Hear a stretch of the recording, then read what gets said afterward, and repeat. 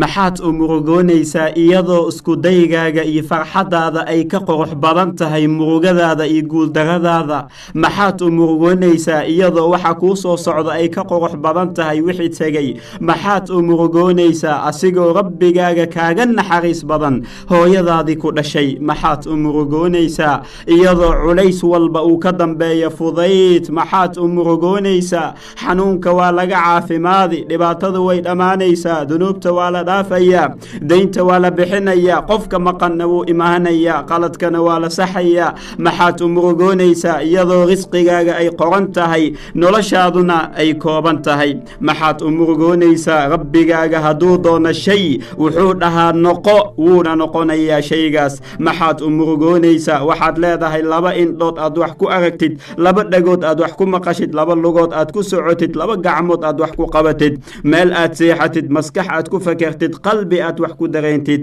haddii aad tirisaan nicmada alle ma soo koobi kartaan